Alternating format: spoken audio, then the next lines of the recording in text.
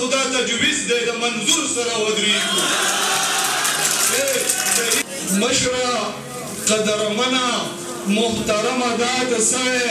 او بس که که نه غوښې درنه خورمه دا ته سوی ستا نه مې د داسې د اوسۍ هغه امید نه و څنګه په خوله لاس کېدم زه مرمه دا ته سوی ما د یو ظالم نامه په شعر کې قدرې واخیسته چغې شولې چپ شه بني آدمه دا ته سوی غلی یم فلحال سندرې نه وایم زه د نوي کال سندرې نه وایم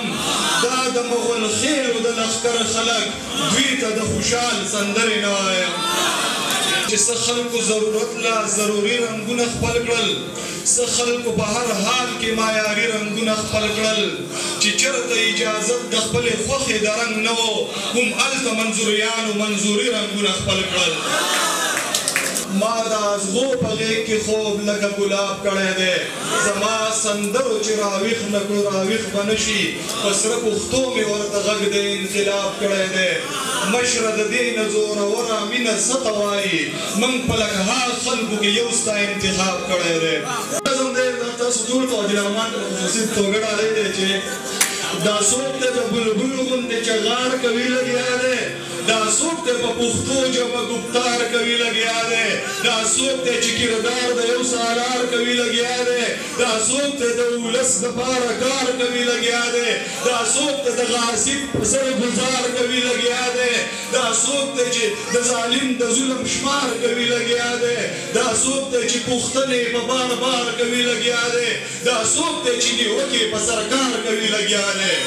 دا څوک دی چې زمونږ حوصله یې کړله پورته دا څوک دی د باچا خان فلسفه یې کړله پورته دا څوک دی د خوشحال بابا شمله یې کړله پورته دا څوک دی چې د امن اوازه یې کړله پورته دا څوک دی چې د ظلم جنازه یې کړله پورته دا څوک دی چې په تیارو کې چې ډیوه یې کړله پورته چا ویره ته شاهده ژوند پرسته دی ژوندون دی چا ویره ته شاهده د ولس د زړه سکون دی چا ویره ته شاهده چې د لر او بر تړون دی چا ویره ته شاهده انقلاب دی او بدلون دی چا ویره ته شاهده د لیلا وطن مجنون دی چا ویره ته شاهده دا زلمی منظور پښتون دی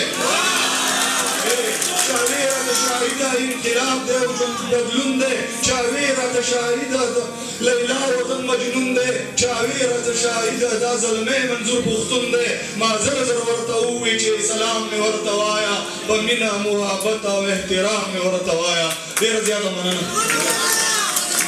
څو شعرونه ووایم چې مشره صاحبه تا ته نه رسي جمله دې رسي داسې یو ذات شته چې زموږ چغې هغه ته رسي په مړو لیرو کې څو بسرې لا ژوندي پراته دي دا به لمبه اخلي او دا به ستا کاله ته رسي ارمان موسی ته تاسو ډالی دی چې ته رانغلې تا بیا بله واده وکړه جانانه ما بیا لکه مرغۍ په ډکو شپه وکړه جانانه ته هم په موده پس په شرابي سترګو راګورې ما هم په موده پس دغه نشه وکړه جانانه نه تا مې په ټول کال کې څه تپوس پوښتنه وکړه نه ما دې په ټول کال کې تماشه وکړه جانانه تا هم د خپلې مستې زندګۍ خبرې وکړې ما هم درته د ستړي ژوند کیسه وکړه جانانه باغي باغي شاهده له ستړیا نه دې خبر یم رازه رازه په غېږ کې مې دمه وکړه جانانه یو نظم درته وایم چې د تورو تورو زلفو سرو لبانو کیسې نه کوم د شونډو او د روزو د چشمانو کیسې نه کوم د عشق د معشوق د مینانو کیسې نه کوم بیخي د جنکو او هلکانو کیسې نه کوم د سپینو سپینو لیجو شنو بنګړو خبرې نه کوم زه چا په خپو کې د پرانزیب د شړنګېدو خبرې نه کوم زه چاته د نتکو او میخکو خبرې نه کوم پښتون یم جو ځکه بې پښتو خبرې نه کوم خبره درته کومه خو خبره به د قام وي بې خوبه او بې یرې بې خطره به د قام وي د سر په بدله د جو د سره به د قام وي سندره درته وایم خو سندره به د قام وي سره په شوي ظلم زور خبره کومه کوڅه په کوڅه ګرځم په هر لور خبره کومه د دې خاورې بچی یم کور په کور خبره کومه د سپین خبره کومه نو د تور خبره کومه دا ولې پښتون قام مې د یو بل سره په جنگ دی پردي تماشې کوي د خپل سره په جنگ دی دا څرنګه بلبل دی چې د ګل سره په جنگ دی ته ګوره پېښور هم د کابل سره په جنگ دی نو راځئ چې په شریکه دا وطن ګلې ګلزار کو راځئ چې نفرتونه مو د زړونو نه ګزار کو راځئ چې دا خزان خزان ماحول بهار بهار کو راځئ چې نوی نسل ته هم دا جنت تیار کو راځئ چې په شریکه یو رهبر او یو سالار کو